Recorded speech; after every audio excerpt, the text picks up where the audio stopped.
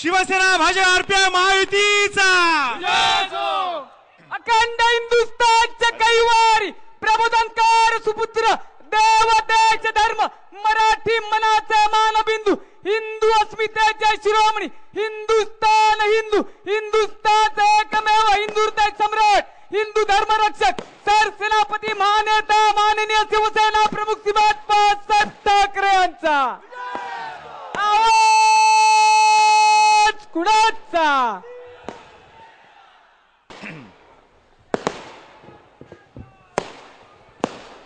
जमलेल्या माझ्या तमाम हिंदू बांधवांनो, भगिनीनो आणि मातांनो, उत्साह अमाप आहे आणि हे फटाके नुसते त्या डब्यातले फुटत नाहीयेत, तर हे असे सगळे तुमच्या मनातले फटाके 17 तारखेला मतपेटीमध्ये फुटणार आहेत. महाराष्ट्रभर फिरतोय,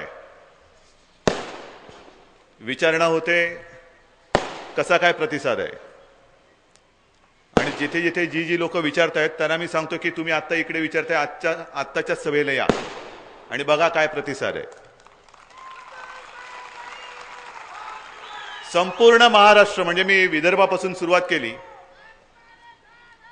अगदी टोकाचे मतदारसंघ, रामटेक तिथलं टोक, मधला मराठवाडा, आता हा महाराष्ट्रातला इथला शेवटचा, त्याच्यानंतर मुंबई म्हणजे तिकडची शेवटची, कुठलाही काना कोपरा महाराष्ट्रामध्ये असा राहिलेला नाही की जिकडे आम्हाला हे सरकार नको, तुमचंच सरकार हवं आहे असं बोलणारं मला दिसत नाही, असं कुठेही नाहीये. ही एक आग आहे, हा एक राग आहे. आणि मगाशी विनोद तावडेने संपूर्ण पाढा वाचलाय, विनायक राऊत तुमच्यामधलेच आहेत. खरं म्हणजे मगाशी येताना मी गोव्यावरून आलो, टोल नाक्यावरती मला 2 मिनिटं मला म्हणाले जरा थांबा. म्हटलं आता काय बाबा? तर नाही, मुद्दा म्हणून सांगतो की तुम्ही चालल्यात चांगल्या कामाला. अहो, जो माणूस आम्हाला इकडे एवढा त्रास देतोय तर तिकडे किती देत असेल म्हणे. इकडे जी काय तोडफोड करतोय तिकडे काय लोकांची घरदारच फोडत असेल. आणि आमच्या तुम्हाला शुभेच्छा आहेत, तुम्ही जा आणि गाडा त्यांना. म्हणजे सुरुवातच चांगली झालेली आहे. म्हणजे जिथे जाऊ तिकडे दादागिरी, गुंडगिरी.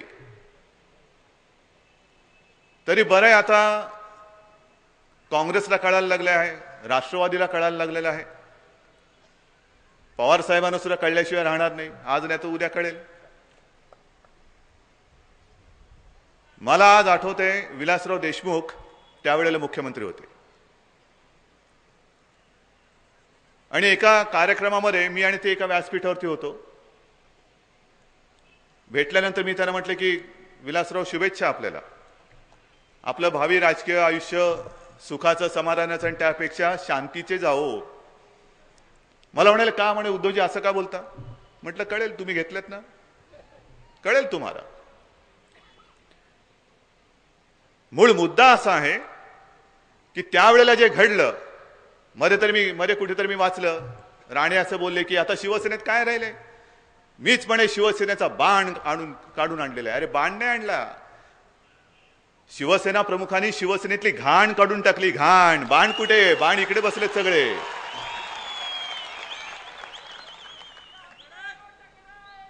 आणि मी काल परवाकडे बोललो तेच बोलतोय की अरे हा शिवसेना म्हणजे तुम्हाला वाटलं काय? शिवसेना हा उफळलेला दर्या आहे, समुद्र आहे, लाटांवरती लाटा येत आहेत. एक 2-4 थेंब इकडे तिकडे उडेल तर थुकलं तरी 2-4 थेंब पडतात. ज्यांना घ्यायचं चाटायचं त्यांनी चाटावं, आपल्याला काय, आपण काय करू शकतो. पण त्यावेळेला जे सगळे गेले होते बघा ना, जयवंत परब इकडे आहे, श्रीकांत सरमळकर इकडे आहेत, गौरी शंकर आता परत आलेले तिकडे, आणखीन कोण कोण असतील, तुमच्यापैकी पण कोण गेले असतील. आणि या सर्वांना कळून चुकलंय की आम्ही ते त्यावेळेला जे केलं ते आमच्या आयुष्यातली फार मोठी चूक केली. एका बेसावत क्षणी गांगरून जायला होतं.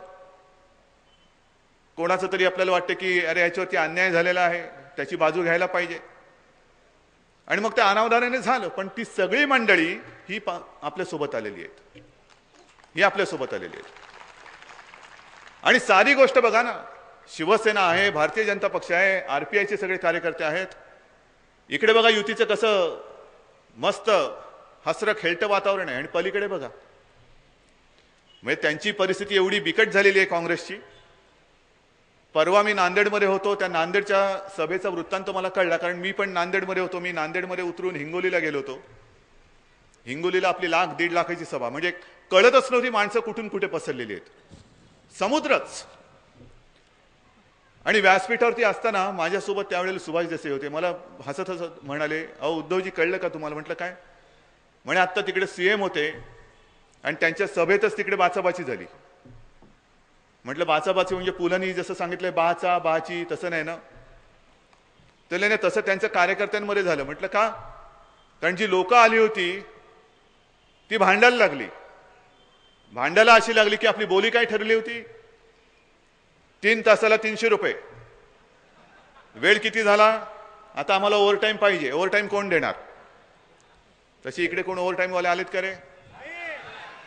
नाही, वेगळ्याने तुम्ही ओव्हरटाईम करता. ते ओव्हरटाईम असा करता की तुम्ही दिवस रात्र न पाहता धनुष्य बाणासाठी मेहनत करता, धनुष्य बाणासाठी मेहनत करता. मग तिकडे सगळी भाड्याने माणसं आणावी लागतात. आजची सुद्धा सभा तशीच झालेली आहे. सगळी माणसं पकडून पकडून आणायची, मग काही ना काहीतरी जेवणाचे शामियाने उभारायचे, काही ना काहीतरी द्यायचं. आणि त्यावेळेला जेव्हा शिवसेना प्रमुखांच्या लक्षात आलं की अरे हा जरा मस्ती, याची बेडकी वाढायला लागलेली, फुगायला लागलेली आहे, ही स्वतः बेडकी ती बेडकी आणि वाघ झाल्याची स्वप्न पाहायला लागलेलं आहे. आणि लात पण नाही, नुसती टिचकी मारली आणि काढून टाकलं. जा टिचकी मारली जा, आणि मग बसले बोंबलत कुठे कुठे. शिवसेनेपेक्षा कोणी मोठं, शिवसेना प्रमुखांना ते खपतच नव्हतं की शिवसैनिक हाच सर्वोच्च, हाच मोठा. आणि जर कोणी शिवसैनिकाशी दादागिरी करायला लागलं तर त्याला गेट आउट, तुला बाहेरचा रस्ता आहे, जा बाहेर जा, जिकडे जायचं तिकडे जा, तसा याला काढून टाकलेला आहे. आणि त्यांच्याबरोबर जे सगळे गेले होते त्यांना कळलं की अरे या इकडे जे विकास विकास विकास म्हणतात, एअरपोर्ट माझाच, रेल्वे स्टेशन माझाच, हॉटेल माझाच, बोट माझीच, गाईचा गोठा माझाच, पोल्ट्री फार्म कोंबडीचा माझाच, अंडी कोण देणार? अंडी मीच देणार. अरे देणार म्हणजे कोंबडीची अंडी मीच तुम्हाला देणार, हा नाही अंडी घालणार, हा उबवेल, पण देणार कसा? एवढं मुख्यमंत्री होता, महसूल मंत्री होते, उद्योग मंत्री आहेत, कोणते उद्योग चालले तुम्हाला माहिती आहेत. पण एक तुम्हाला सांगतो राजकुमारजी, तुम्ही बरं झालं आलात सोबत आणि तुम्ही सांगितले की उद्योगपतींना मी इथे आणेन आणि नवीन नवीन उद्योग या विभागात आणेन. पाहिजेत, जरूर पाहिजेत, पण हे उद्योग नवीन येताना मी एक सुद्धा माझा कोकणातला बांधव माय भगिनी बेघर होऊ देणार नाही, हे मी तुम्हाला वचन देतोय. नाहीतर खणत सुटले, खणतच सुटले, खाणी सुद्धा माझ्याच, मध्ये कोण येईल तर पाड मुर्दा, हे असले ही याला लोकशाही नाही म्हणत. आणि एक बरं झालं विनायक राऊत तुम्ही सांगितलं की प्रत्येक वाईट गोष्टीचा हा शेवट ठरलेला असतो. आणि आपण त्या पुराणामध्ये गोष्टी वाचल्या, रावणाचा वध, याचा वध, त्याचा वध, कधी महिषासूर मर्दिनी अवतरलेली आहे. मी म्हणतो ही महिषासूर मर्दिनी माझ्या समोर बसलेली आहे, तुमच्या मनामध्ये आहे, मनामध्ये आहे, असं काही नाही, ती प्रत्यक्ष उतरलीच पाहिजे. आणि तो जमाना वेगळा होता, हा जमाना वेगळा आहे, हे लोकशाहीतलं युद्ध आहे. तेव्हाचा धनुष्यबाण वेगळा, म्हणजे आता लगेच काय तुम्ही धनुष्यबाण घेऊन जाणार नाही, पण धनुष्यबाण आहे ना, प्रतीक आहे. हा धनुष्यबाण म्हणजे तेव्हा तर केवढं मोठं युद्ध होत होतं. आणि मगाशी जे मी म्हटलं की एक टिचकी मारली, तुम्हाला फक्त बटन दाबायचं, बटन दाबलं की राक्षस संपला, नुसतं बटन दाबायचं. आज शरद पवार इकडे येऊन गेले, वसंत केसरकर, आपले केसरकर, दीपक केसरकर, चांगली भूमिका घेतली त्यांनी. म्हणजे लगेच काही सेटिंग लावली आणि येतं का आमच्याकडे, असं नाही. ज्या ध्येयाने, ज्या उद्देशाने तुम्ही चाललेला आहात जा, पण तुम्ही तुमच्या लोकांशी प्रामाणिक राहिलात म्हणून मी तुमचं जाहीर अभिनंदन करतो आहे. जाहीर अभिनंदन करतोय की एक मर्दासारखा उभा राहिला माणूस. कारण आजपर्यंत ते सगळं आपण बघत आलो, भोगत आलो. ज्यांचा तुम्ही उल्लेख केला, श्रीधर नाईक, सत्यविजय भिसे, आपला रमेश, अंकुश, ही किती नावं. कधी घेणार त्यांचा शोध? गुन्हे झाले दाखल, खटले झाले, खटल्यातनं काही जण निर्दोष सुटले, कसे सुटले? मग हे जर का सुटले पण खून तर झालाय, खुनी कुठे आहेत? खुनी कोण पकडणार?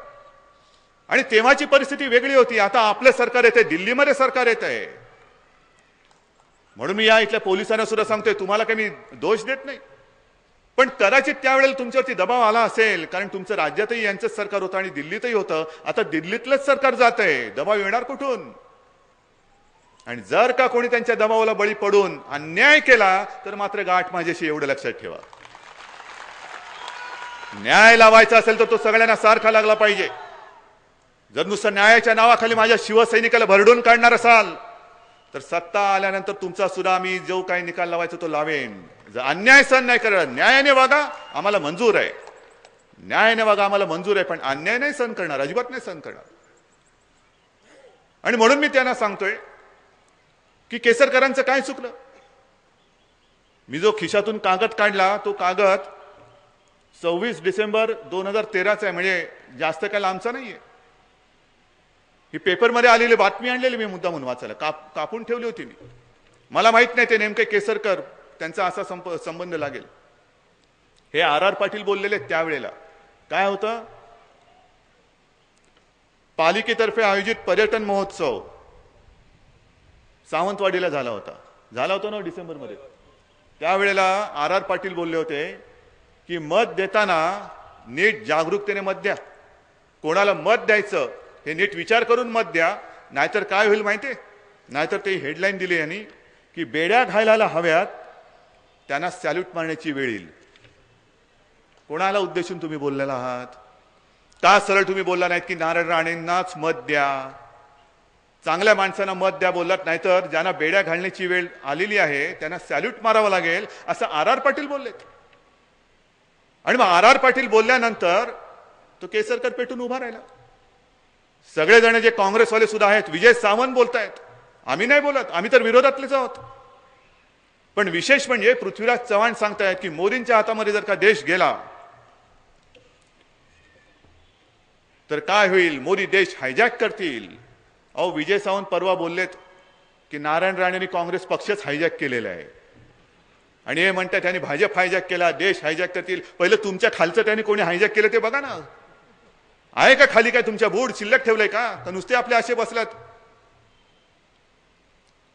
पहिलं तुमच्या खालती जे काही जळते ते विझवा. त्याचीच धग तुम्हाला अशी लागणार आहे की कदाचित असं होऊ नये की त्या आगीतच तुमची खुर्ची जळून खाक होईल. कारण ह्यांची जी काही सगळी मुक्ताफळं आहेत ती गेल्या 5-7 वर्षात ती काढा.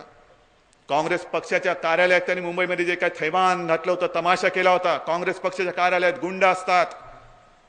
एक तर मी राहीन नाही तर काँग्रेस राहीन. मग आता तुम्ही संपत चाललायत, काँग्रेस पण संपते, कशाला मग ठणाणा करताय? आणि कधीतरी हे होणारच होतं.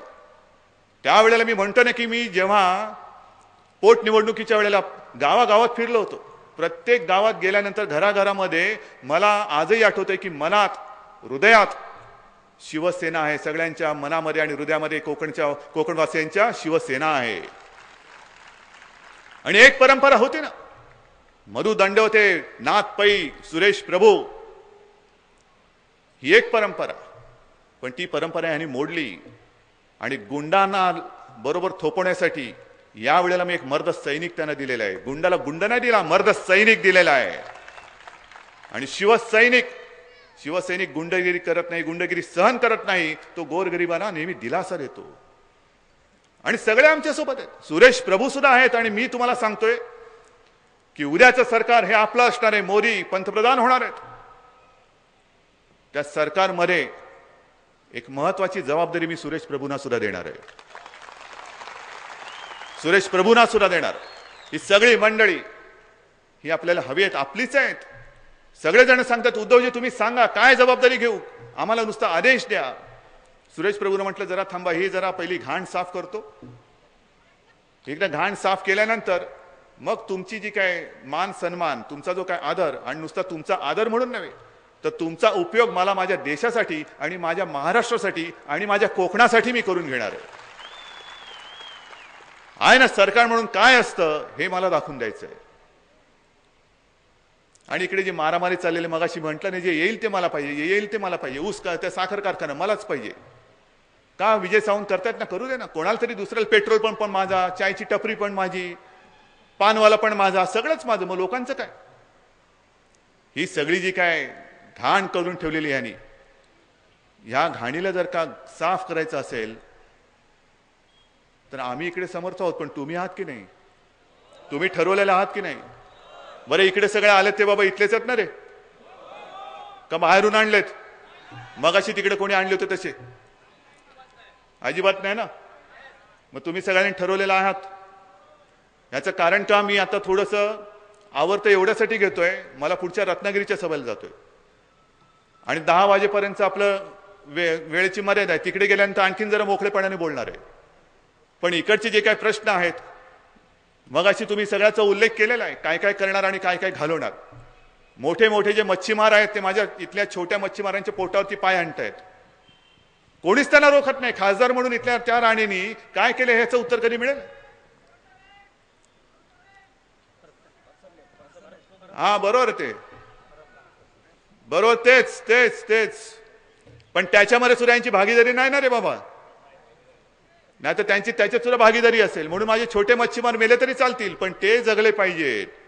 हे सगळे जे काय माजलेत ना सगळे. आणि तो एक अहवाल आहे तुमचा इको सेन्सिटिव्ह. हा इको सेन्सिटिव्ह जो काय अहवाल आहे, हा आपलं सरकार आल्यानंतर मी स्वतः लक्ष घालीन. जर तुमच्या मुळावरती येणार असेल तर मुळावरचा अहवाल मी फाडून फेकून देईन. पण जे कोकणासाठी आवश्यक असेल, माझा निसर्ग जपण्यासाठी, तुमची रोजी रोटी कुठेही हिरावून न घेता जे काय शक्य आहे ते करीन. पण तुमच्या रोजीरोटीवरती जर का टाच येणार असेल तर मी स्वतः तो अहवाल फाडून फेकून टाकेन. पण ह्या सगळ्या गोष्टी आपण बोलतो आहोत त्या 16 मेला, आता 17 तारखेला तुमचं मतदान, आणि त्याच्यानंतर 1 महिन्यामध्ये ही सगळी वाईट शक्ती जी आहे, घाण आहे, तुम्ही साफ करणार आहात. तुम्ही एक मला वचन द्यायचं आणि मग मी तुम्हाला एक वचन देणार आहे. तुम्ही एवढे सगळेजण आलेला आहात, निर्धार करून आलेला आहात. इथला विजय मी निश्चित समजू. हा राजकीय महिषासूर तुम्ही त्याचा मतपेटीमध्ये वध करणार आहात. मला हात वर करून विश्वास देता आहात.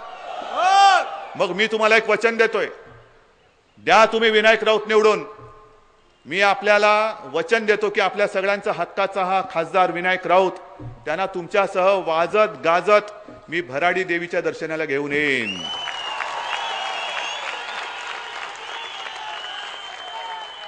आणि विनायक, तुम्हाला तिकडे सुद्धा शपथ घ्यावी लागेल की ज्या कोकणाने शिवसेना प्रमुखांना आणि शिवसेनेला भरभरून आशीर्वाद दिले, त्या आशीर्वादाचा दुरुपयोग करणारा एक करंटा निघाला. शिवसेना प्रमुखांच्याच नव्हे तर कोकणवासियांच्या प्रेमाचा त्याने अनादर केलेला आहे, त्यांच्या पाठीत वार केलेला आहे.